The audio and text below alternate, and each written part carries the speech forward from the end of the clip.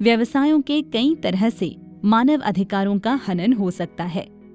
समुद्री परिवेश में इनमें शामिल हो सकते हैं जबरी या मजदूरी और गुलामी। यह तब होता है जब किसी व्यक्ति को बिना किसी अनुबंध समझौते तथा अनुबंध आधारित सुरक्षा के बिना नाविक के कार्य की स्थिति में तस्करी की गई हो। एक और तरीका है जहां ऐसा हनन हो सकता है खराब या अमानवीय कार्यस्थल परिस्थितियों के माध्यम से, जैसे खतरनाक परिस्थितियों में जहाजों का विघटन, कम वेतन या शारीरिक शोषण। यदि कोई व्यवसाय अपने कर्मचारियों के मानवाधिकारों का हनन कर रहा है तो इसमें कई जोखिम हैं।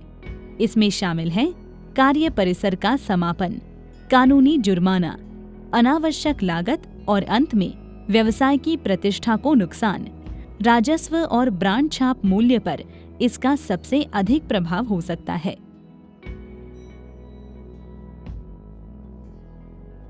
मार्गदर्शक सिद्धांतों को व्यवसाय में लागू करने से निवेश आकर्षित करने और प्रतिष्ठा में सुधार करने में मदद मिलेगी।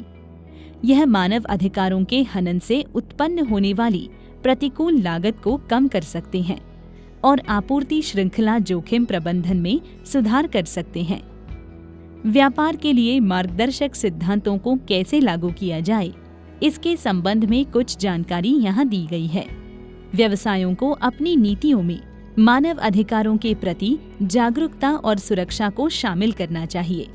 इससे उनके संचालन और उनके आपूर्तिकर्ताओं को नियंत्रित रखा जा सकता है। मानवाधिकार को सूचना तंत्र में शामिल करें। मानव अधिकारों के प्रति आंतरिक जागरूकता और प्रतिबद्धता के स्तर को मापने के लिए प्रबंधन प्रणालियों का उपयोग करें। मानवाधिकार शिकायतों के लिए एक उपाय प्रक्रिया स्थापित करना। यहाँ कुछ महत्वपूर्ण प्रश्न दिए गए हैं जो आपके अपने व्यवसाय के अंतर्गत पूछे जाने चाहिए। हम मार्गदर्शक सिद्धांत से क्या समझते हैं और इनके एकीकरण और कार्यान्वयन से हमारे व्यवसाय को क्या लाभ होगा? क्या हमारे पास अपने वरिष्ठ प्रबंधन दल और बोर्ड को सही राय देने के लिए प्रासंगिक पेशेवर विशेषज्ञता है?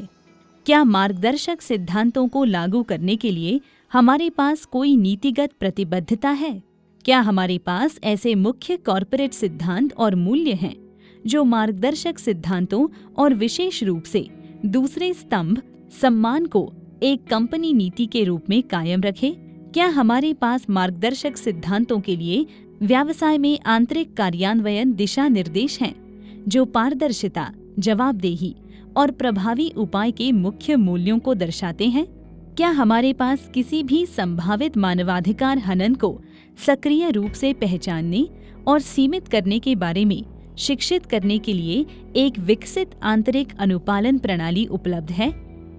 क्या हमारे पास लिए गए सबक और सीखे गए पाठ के प्रकाशन के लिए एक सूचना तंत्र तथा प्रणाली है जिसे आंतरिक और बाह्य दोनों तरह से साझा किया जा सकता है? क्या हमारे पास मानव अधिकारों के प्रभाव आंकलन HRIA के बारे में जागरूकता तथा सही उपयोग के लिए एक कार्यान्वयन नीति उपलब्ध है? क्या हम अपने आपूर्ति श्रृंखला के भीतर नए और मौजूदा व्यवसाय के लिए हमारे मानक नियमों और शर्तों के हिस्से के रूप में हमारे सभी वाणिज्यिक अनुबंधों में HRIA को एकीकृत करते हैं? क्या हमारे पास मानव अधिकारों के प्रभावों को प्रभावी आंकलन करने के लिए एक स्थापित नीति तथा प्रक्रिया है?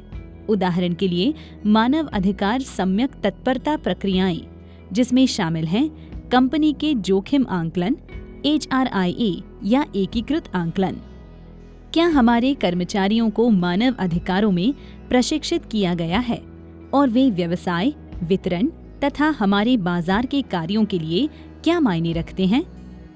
क्या हमारे पास कंपनी हितधारक व्यवहार योजना है और क्या हमारी मानव अधिकारों संबंधित नीतियों और प्रक्रियाओं पर आंतरिक और बाहरी दोनों हितधारकों से सलाह ली जाती है?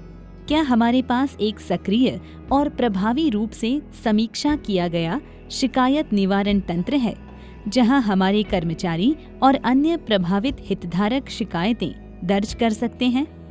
क्या हमारे पास वरिष्ठ प्रबंधन टीम और बोर्ड को हमारे मार्गदर्शक सिद्धांतों के कार्यान्वयन की सूचना की आवधिक समीक्षा और जांच करने के लिए स्वतंत्र और योग्य बाहरी मूल्यांकन करता है?